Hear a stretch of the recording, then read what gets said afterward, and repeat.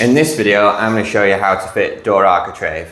Now we've already skipped ahead a little bit here, and we've already cut our architrave legs and our architrave head to length. So whenever you're fitting architrave, you're going to need 2 legs and a head.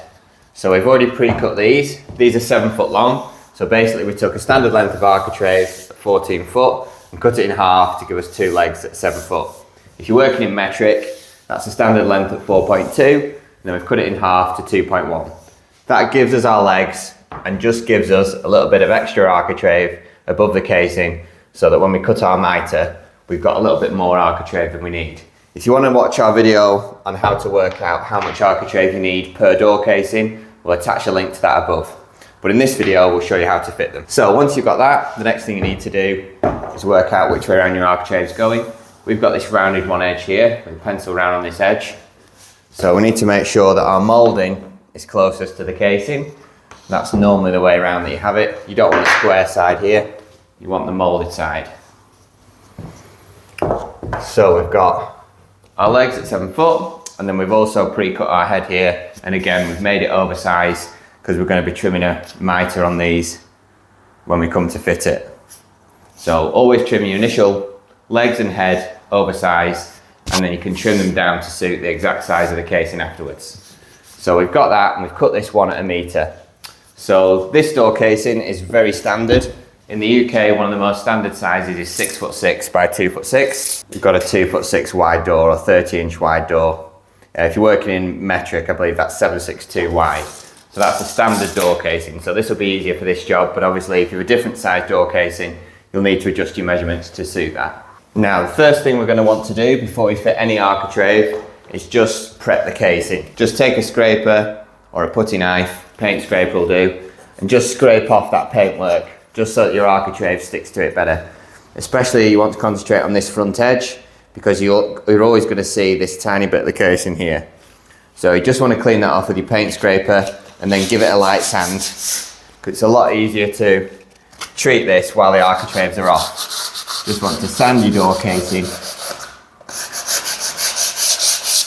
and you want this to be a nice neat edge so you don't have to treat it again when you put your architrave on, or it'll be a lot harder to get your sandpaper in. So once you've done that, cleaned all around your door casing, it's now time to mark up the exact position of the architrave on the casing itself. Now normally in joinery what we tend to do is leave a quirk.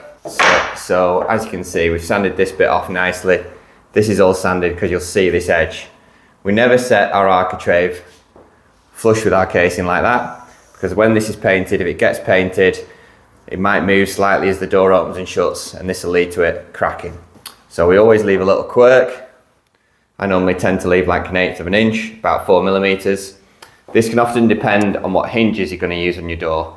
A lot of modern hinges are ball bearing hinges, and the knuckle of the hinge, or the back part of the hinge, can stick out quite far. So I tend to leave a bigger quirk now when I'm fitting architraves. So if you've got large hinges, you might want to leave an 8 to 9mm quirk as opposed to a 3 to 4mm quirk. So just bear that in mind. So just to show you what I mean here, we've got a standard 3-inch hinge, ball bearing hinge. These tend to be the best hinges you can get, and they're quite common and easy to come by nowadays. But you do have to bear in mind, once that hinge is set into the casing, chiseled into the casing, this knuckle part here, this cylinder, this barrel in the middle, is going to stick out quite far. And once that hinge has been chiseled in, it's going to stick a little bit further past. So when you put your architrave on, you want to just make sure the hinge doesn't collide with the architrave, because you'll have this sort of effect. You want to make sure that that hinge can be chiseled in and the architrave is out the way of the hinge. Otherwise you're going to have to start chiseling out your architrave, which never looks good. So if you want, always leave slightly more of a quirk. So now that we've established that we're not going to work to this edge, we're going to have a slight quirk, something like that, around our door casing. The easiest way to mark that on is to use a combination square. So all we need to do is set this combination square to the size of our quirk. We just want a little quirk, something like that will work really well with our hinges. I'll just show you how you mark this up on the head, but you want to do the same thing on door casing legs as well. So you put your combination square on there, draw a line. You want to make sure you've got 2 lines here where the architraves are going to intersect.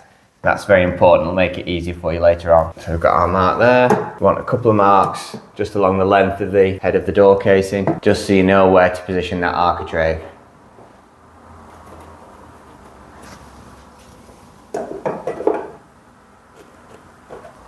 And a couple down the side. So as you can see, we've used our combination square to mark where our architrave's going to sit around our door casing. So we can use these marks to get our architrave in just the right position. We've also marked it down the casing leg and at the bottom. So we're now ready to start cutting our architraves. So make sure the leg of your architrave is set on the ground. You can see your pencil mark there for your quirk. So we're happy with that architrave's position on the ground, and we've got it set slightly higher at the top. All we need to do now to cut our architraves is we need to transfer this line here onto our architrave. Got that in position. And then we've taken that mark, put it on our architrave, and that's where our mitre is going to be cut. I always like to draw a line on my architrave to show the angle of the mitre to that point, and this bit's being cut off. We don't want to cut anything past this, otherwise we're going to cut our architrave leg too short. So we're going to take that down to the saw now and cut the mitre. So we're down at the mitre saw now, and we've just got our saw set to 45 degrees. That's the mark that we're working to, as that's the point for our quirk that we marked on our door casing or door frame, and that's the angle we're cutting. So our first cut is going to be a little bit away from this line, and then our second cut is going to be bang on, just so we get this perfectly accurate.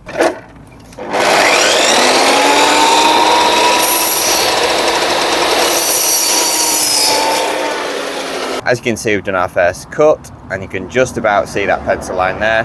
We're just going to take a little fraction off to this bit here, and then that's just going to shave that pencil line in half. I'm going to have a perfectly accurate 45 degree cut on our architrave. So we'll just offer that back up to the saw, put the blade down, put the architrave up, and we're just going to take that couple of millimeters off just to have it sit perfect. As you can see, you can just about see our pencil mark. We've cut a nice 45 degree on our architrave. We'll just offer that up to our casing and check that it fits. Set our architrave in position. If you've any bits of debris, you might just want to blow them out of the way. So we'll just clean that off. So our architrave sits flat onto our new floor. Up to our little pencil line quirk mark that we marked on with the combination square. It's going to sit there neatly at the bottom, and then you can see we've got our mitre perfectly on our pencil line there at the top. And then all we're going to do now is just pin this in place with 3 pins. We're not going to fix anything permanently until we've got all our pieces of architrave right the way around our casing. So always pin your piece on, don't fix it solid until you've got all your architrave looking neat. We're just going to repeat the exact same procedure on this other side, and then we'll skip ahead. I'll just quickly show you this. So the architrave on the right hand side isn't going farther enough back because this wall here is stopping it from going back any further. So we're going to need to scribe this architrave leg up against this wall. So what we're going to do is we're going to set this architrave flush with this edge, and then all we need to do is find a packer that's the same distance as our quirk. So this is our quirk, it's about 1/4 of an inch. So if we flush that up with the edge and cut 1/4 of an inch off the back side of this architrave, it should fit perfectly. We've got our piece of packing here, which is 1/4 of an inch, which is the same thickness as our quirk here. So we're just going to run that packer down this edge and take a scribe to the wall.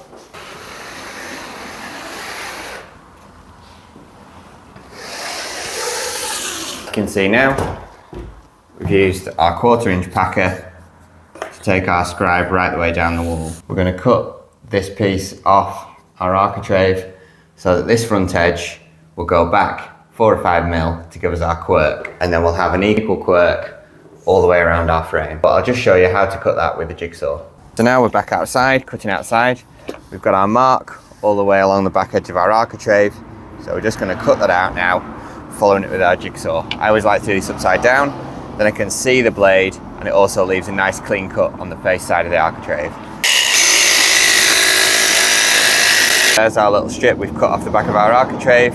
We'll now take this upstairs to check if it fits. You can just see our quirk mark there at the bottom. We're sat flat to the floor. And check this all the way up and just check that we can see our quirk. You can see just ripping a tiny little bit off the back of the architrave has enabled us to just get it perfect and leave our quirk here. Before, this architrave was here and it was too tight, so we're just taking a little relief off the back So now we get our quirk equal all the way around our frame. We'll mark on where our mitre starts, a little pencil line, and then an indication of which way you want the mitre to run. And then I always like to mark the waste side. So we always cut to this side of the line, take that down to the saw, and then we'll fast forward to trying it in place. Cut our mitre, and as you can see, that lines up perfectly at the top. So we're going to pin our 2 legs on and then show you how to fit the head. I'm fairly confident that I've got these 2 legs correct. So I'm going to put some glue behind, and then I'm just going to put 3 pins in each architrave leg. 1 pin at the top, 1 pin in the middle, and 1 pin at the bottom. If you're feeling less confident, it's always good to pin it all up dry first, and then put the glue on when you know you're confident that all your architraves have been cut to the right length. But I'm fairly confident on this particular job, so it just depends on your level of competence as to what you'd rather do. So let's put some glue on this, pin these 2 legs into place.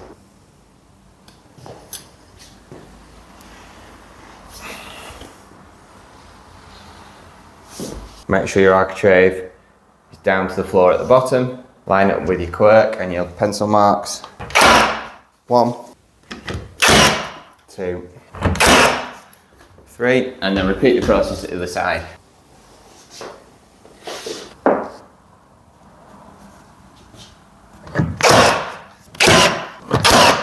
So we've now got our architraves pinned on with 3 pins on each side. If you want to see what fixings we've used in our pin gun, then we've got another video showing you what fixings to use to fix architraves on. You can either use pins that you hammer in with a hammer and punch. You can use a pin gun like this, or what I have used in the past is some tongue-tight screws. So if you're interested in what fixings to use to secure your architrave, check out that video. But as you can see, we've now got both our architrave legs on our frame. I always like to fit the 2 legs first. As you can see, we've got our quirk here. We've got our marks, we did our combination square. Got our quirk here. We scribed that architrave leg to the wall. So now we've got our 2 legs on, it's really easy to measure our architrave head. So I'll show you how to do that now. So what I would normally do when measuring my architrave head is I would hook my tape measure onto that architrave, and then I would mark this point here. So I would normally take a reading, and then I'd have a long point measurement to the long point measurement. I would then take that, I would cut 45-degree angle, measure across, cut another 45-degree angle, and then I know that my architrave is going from this longest point to this longest point. But unfortunately for us in this particular case, because we've scribed this architrave, this is no longer the full width. So we're actually going to do it slightly differently, and we're going to take the internal measurement. It's always easy to take the external measurement if you've not cut any off, because you can hook your tape measure on and it's easy to mark it. So easy to measure it, and it's also easier to mark it on your architrave head.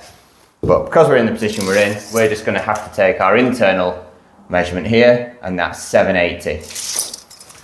So we're going to cut a 45 on here, measure 780, cut another 45. If you want, you can leave it slightly oversized, and then we're going to offer it into position. As you can see here, we've cut our architrave head slightly too long. It's looking good here. It's all looking nice. We've cut a little bit off here because obviously this has been ripped down, so we need to take the corresponding amount off here. We're neat there, but as you can see, we've got a gap here. So we're happy with this end. So it looks like we want to take a little bit off here, so we just mark that on. I'm going to cut that off, and hopefully our architrave head should sit down perfectly onto our leg. So as you can see, we've had to take a little bit off here because this needs to go further that way as we rip some off this architrave. So we just offer that up. As you can see, sits nice and snug there. I always like to do it this way because 2 legs hold your architrave head in place. Just gives you a bit of time to work with it. You can pull your architrave head down right onto that pencil line. And just check it at the side. Pull your architrave head down to your pencil line. Then you get a nice even gap all the way along. As we did before with the legs, we're going to add 3 pins into the head just temporarily. Then we're going to check everything's in order before we pin it good and proper.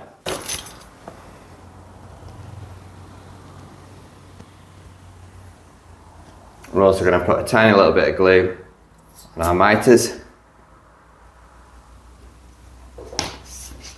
You can use mitre fix for this, but I sometimes prefer just using classic PVA. Sit that into position there. Position there. Benefit of putting the legs in first is that it will hold the head in place, just giving you a bit of time to grab your pin gun and get a nice tight mitre.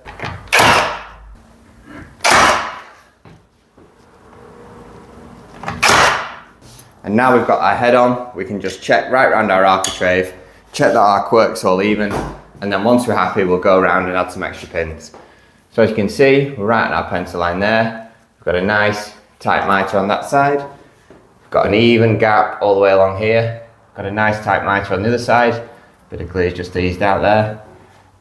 Again, following it all the way down with the exact same gap along here. Our architrave's flat to the floor, flat to the floor. Now all we need to do is pin it all together, and we've successfully fitted our architrave around our door casing and frame. We're now ready to start hanging our door. We'll attach a video above to show you how to fit the door in your door casing.